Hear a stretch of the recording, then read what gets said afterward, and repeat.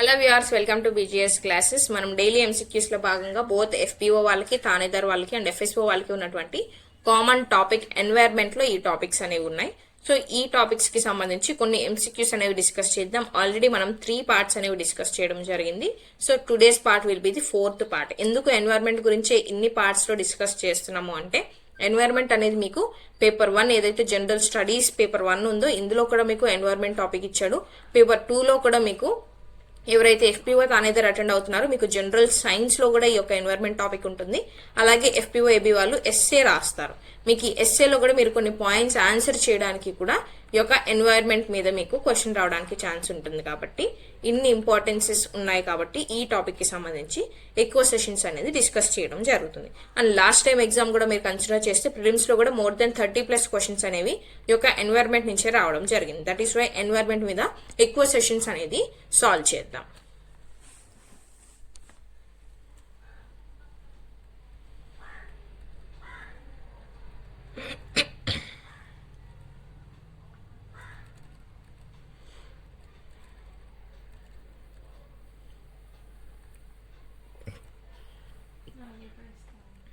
ఆగు.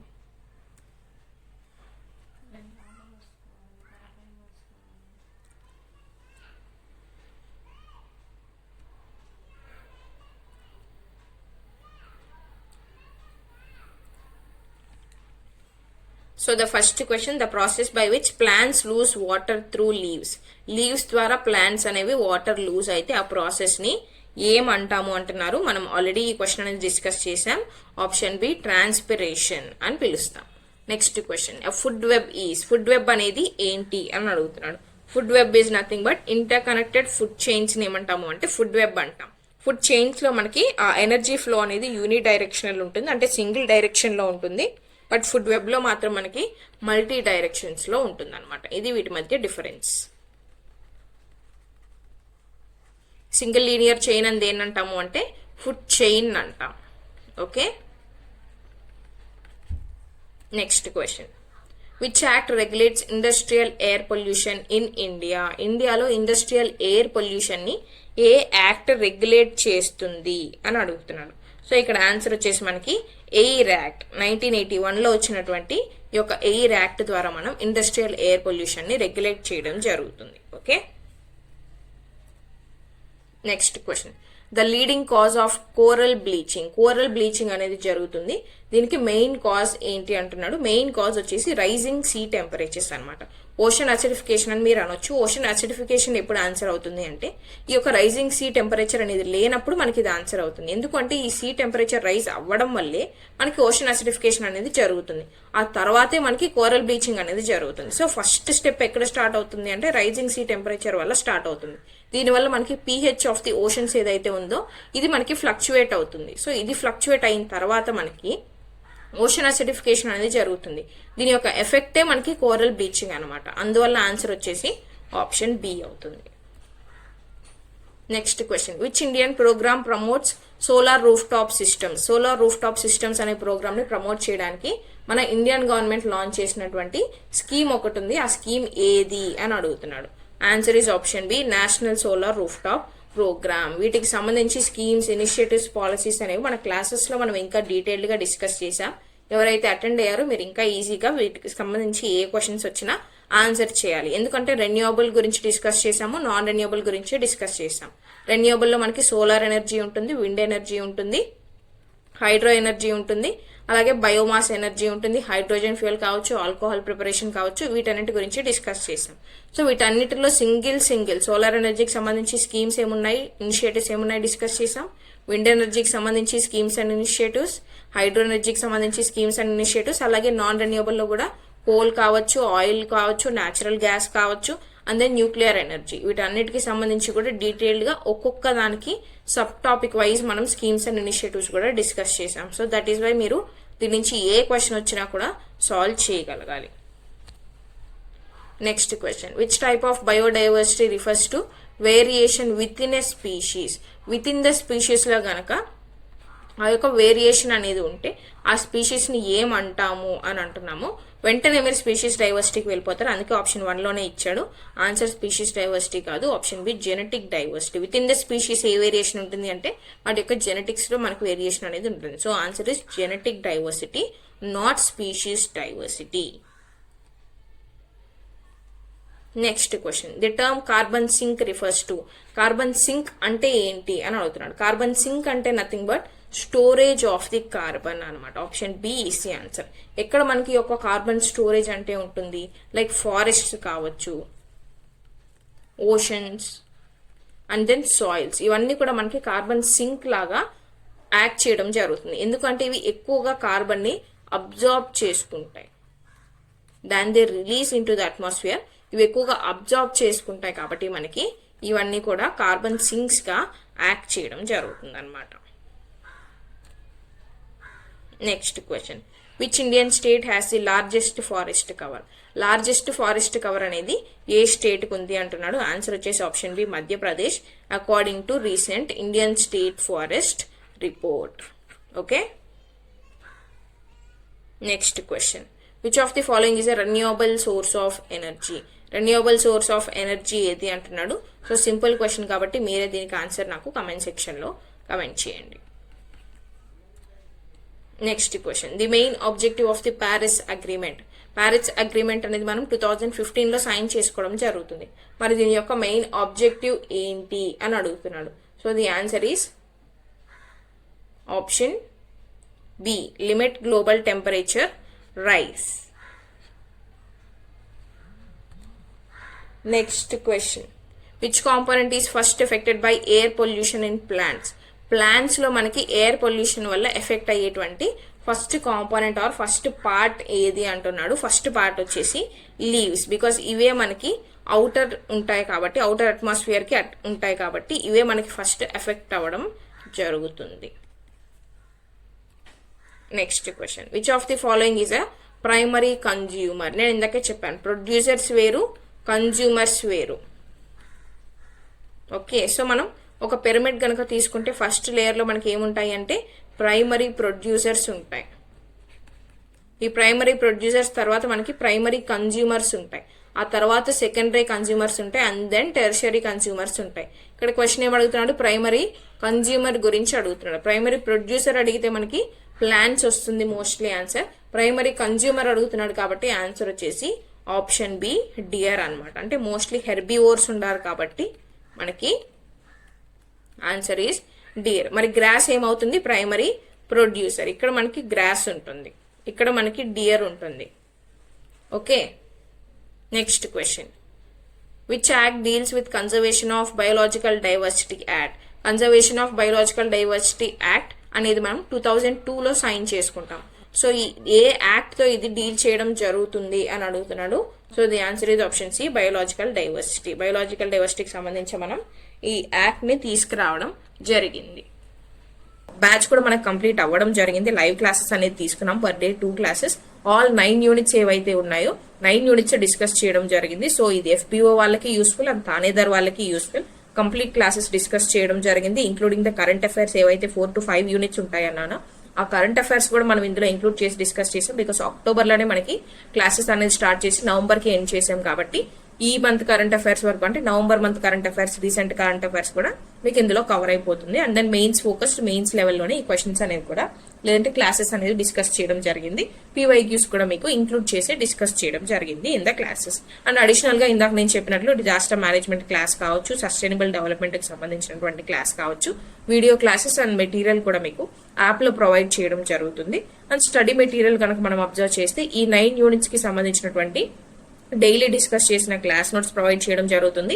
అలాగే comprehensive material full 9 units కి సంబంధించి ఇంక్లూడింగ్ ద డయాగ్రమాటిక్ రిప్రజెంటేషన్ తో పాటు మీకు ఈజీగా అర్థం అవడానికి కరెంట్ అఫైర్స్ కూడా ఇంక్లూడ్ చేసి మెటీరియల్ అనేది ప్రొవైడ్ చేయడం జరుగుతుంది.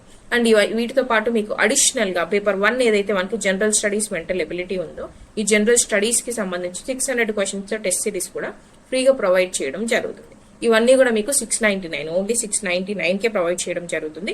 ఇట్స్ యాక్చువల్ ప్రైజ్ ఇస్ 999 అనమాట. ఇప్పుడు 699కే ఉంది.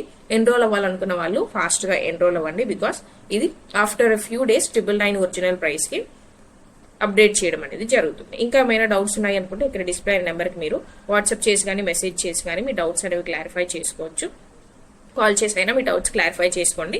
అండ్ ఈ యొక్క క్లాసెస్ అనేవి కాంపిటేటివ్ ఎగ్జామ్స్ అంటే యాప్ డౌన్లోడ్ చేసుకొని మీరు ఎన్రోల్ అవ్వచ్చు. యాప్ అనేది నేను మీకు కామెంట్ సెక్షన్లో ఇవ్వడం జరుగుతుంది. అండ్ వీటితో పాటు నెక్స్ట్ కోర్సెస్ చూసుకుంటే ఇవి ఓన్లీ FPO అండ్ థానేదార్ గురించి చెప్తున్నాను, ఫారెస్ట్ సెక్షన్ ఆఫీసర్ గురించి కాదు. FPO, థానేదార్ ఇవి రెండింటికి యూజ్ అయ్యేటువంటి కోర్సెస్. ఎస్ఏ మెటీరియల్ 99 రూపీస్కి ప్రొవైడ్ చేస్తున్నాం. Most of the aspirants already తీసుకున్నారు, ప్రాక్టీస్ చేస్తున్నారు, ఎస్ఏస్ రాస్తున్నారు, ఎవాల్యుయేట్ చేసి కూడా ఇవ్వడం జరుగుతుంది. 30 essays అనేది ప్రొవైడ్ చేయడం జరుగుతుంది, both in Telugu and English medium. Forest environment ఇందాక మనం సిలబస్ చూసాం కదా, ఫారెస్ట్ అండ్ ఎన్విరాన్మెంట్. దీంతో పాటు మీకు పాలసీస్ అండ్ గవర్నెన్స్ కూడా ఇస్తున్నాను. బికాస్ ఒక ఎడ్జ్ అనేది రావాలి ఎస్ఏలో అంటే మీరు యూనిక్ గా ఉండాలి. మీ ఎస్ఏ యూనిక్ గా ఉండాలి అంటే యూనిక్ పాయింట్స్ అనేది ఎగ్జామినర్ కనిపించాలి కాబట్టి సో దానికోసం నేను పాలసీస్ అండ్ గవర్నెన్స్ కూడా 10 essays అనేది అడిషనల్ గా మీకు ప్రొవైడ్ చేయడం జరిగింది. Right, this is with respect to SA material. And then general science కి సంబంధించే మెయిన్స్ టెస్ట్ సిరీస్ అనమాట. ఈ టెస్ట్ సిరీస్ కూడా 9 యూనిట్స్ అన్నాను కదా, సో 9 యూనిట్స్ కి ఈచ్ యూనిట్ 100 క్వశ్చన్స్ అనేవి ఉంటాయి. 9th యూనిట్ మనకి కొత్త యూనిట్ కాబట్టి 200 క్వశ్చన్స్ ఇవ్వడం జరిగింది. సో అక్కడ మీకు 1000 క్వశ్చన్స్ కవర్ అవుతాయి. And then 4 full length test కూడా ఉంటాయి. సో అప్రాక్సిమేట్ గా మీరు 1200+ క్వశ్చన్స్ అనేవి ప్రాక్టీస్ చేయడం జరుగుతుంది only in general science mains test series including current affairs. So మీరు 40+ స్కోర్ చేయడానికి ఈజీగా ఛాన్సెస్ అనేవి ఈ సబ్జెక్ట్ లో ఉంటాయి అనమాట. ఇది కూడా మనకి యాప్ లో అవైలబుల్ గా ఉంటుంది. మీరు లింక్ నుంచి యాప్ అనేది డౌన్లోడ్ చేసుకోవచ్చు. ఏమైనా డౌట్స్ ఉంటే ఈ నెంబర్ కి కూడా మీరు మెసేజ్ వాట్సాప్ చేసి మీ డౌట్స్ అనేవి క్లియర్ చేసుకోవచ్చు. Right, next question, which phenomenon results from excess nutrients in water bodies? ఇది మనం లాస్ట్ క్లాస్ లో డిస్కస్ చేయడం జరిగింది. వాటర్ బాడీస్ లో కనుక ఎక్సెస్ న్యూట్రియన్స్ అనేది జరిగితే ఆ ఫినామినాని ఏమంటాము అని అడుగుతున్నారు. ఏమంటాం దాన్ని? యూట్రోఫికేషన్ అని పిలుస్తాం. రైట్,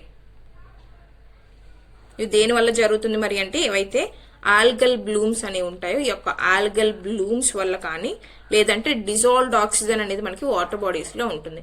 ఈ యొక్క డిజాల్వ్డ్ ఆక్సిజన్ కనుక రెడ్యూస్ అయిపోతే అప్పుడు మనకి ఈ యొక్క యూట్రోఫికేషన్ అనేది జరిగే ఛాన్సెస్ ఉంటాయి. Okay, next question, which Indian initiative focuses on cleaning reverse? Reverse clean చేయడానికి ఇండియన్ గవర్నమెంట్ లాంచ్ చేసుకున్నటువంటి స్కీమ్ ఏది అంటున్నారు? That is Namami Gange programme. Namami Gange programme అనేది మనం రివర్ గంగాని క్లీన్ చేసుకోవడానికి, అంటే పొల్యూట్ అయింది కాబట్టి దాన్ని క్లీన్ చేసుకోవడానికి ఈ మిషన్ అనేది లాంచ్ చేసుకోవడం జరిగింది. రీసెంట్ గా అమృత్ స్కీమ్ కూడా న్యూసెంట్ లో ఉంది. ఎందుకు? బికాస్ అమృత్ 2.0 అనేది లాంచ్ చేయడం జరిగింది.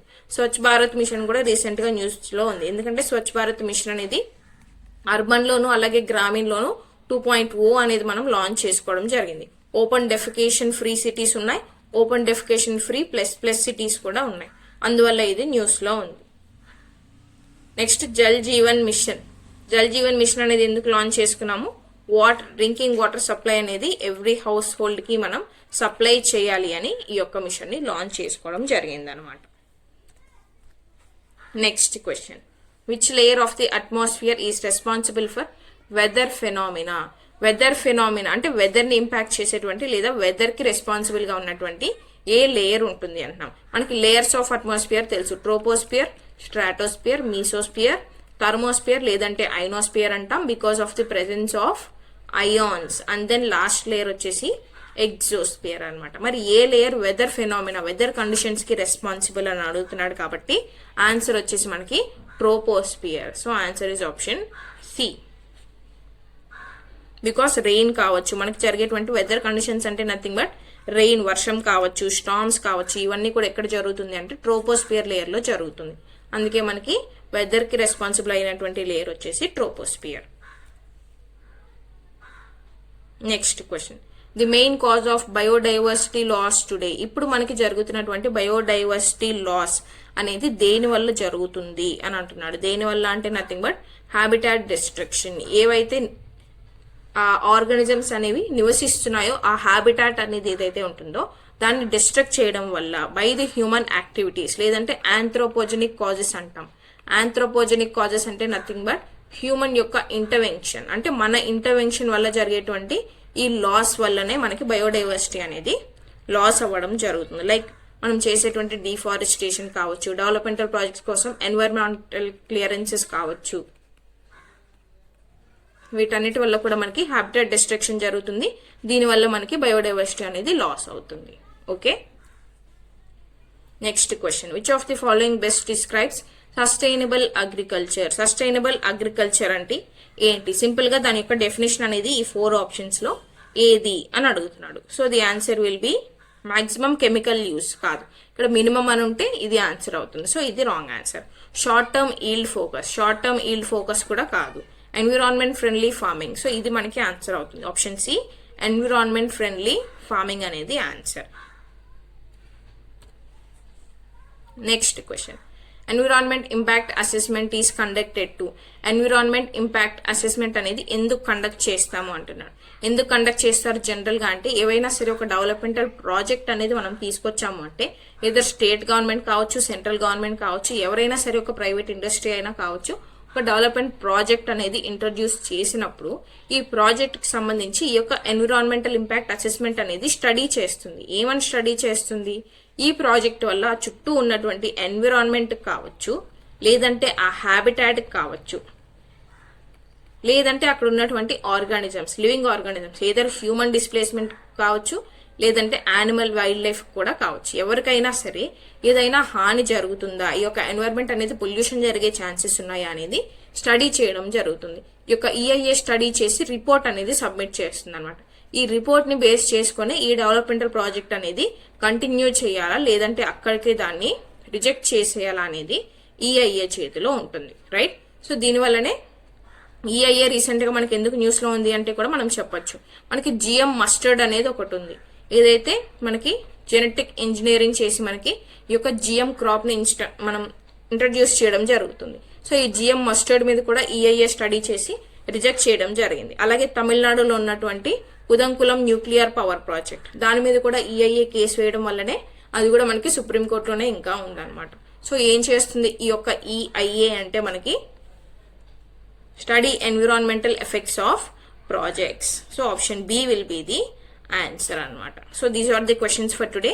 రిమైనింగ్ క్వశ్చన్స్ అనేది మనం నెక్స్ట్ సెషన్ లో డిస్కస్ చేద్దాం. Thank you so much for watching and subscribe for more updates. And ఎవరైనా క్లాసెస్ లో జాయిన్ అవ్వాలనుకున్నా, టెస్ట్ సిరీస్ ఎన్రోల్ అవ్వాలనుకున్నా కూడా లింక్ అనేది మీకు కమెంట్ సెక్షన్ లో ఉంటుంది. లేదు ఇంకా ఏమైనా డౌట్స్ ఉన్నాయి అనుకుంటే ఈ నెంబర్ కి మీరు వాట్సాప్ చేసి కానీ కాల్ చేసి కానీ మీ డౌట్స్ అనేది క్లారిఫై చేసుకోవచ్చు. Thank you so much and see you all tomorrow.